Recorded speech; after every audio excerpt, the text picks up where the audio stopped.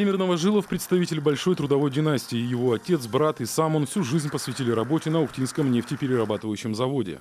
После окончания 30-го профтехучилища и службы в армии устроился оператором технологической установки. За 37 лет стал настоящим профи своего дела, наставником для молодых. Что мне нравится в этой профессии, это ответственность, обязанность, дисциплина. Ну, естественно, рост знаний. Сейчас все растет это. Молодежь приходит, сейчас уже более грамотная, и кадры подбираются сейчас лучше, и легче с ними ребятами работать. За многолетнюю плодотворную работу Владимиру Михайловичу вручили почетную грамоту Коми. Награды удостоился и Виктор Егорович Напалков. Поэт, прозаик, член Союза писателей России.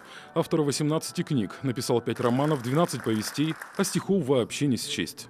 Но это просто вдохновляет еще дальше писать. Мне через 20 лет исполнится 100. Но за это время я еще успею написать много.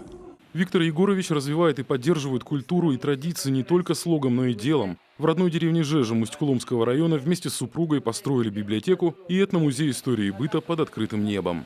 Приезжают сюда не только из нашего района. Каждую неделю у нас мероприятия. Школьники, пенсионеры приезжают из всех сел.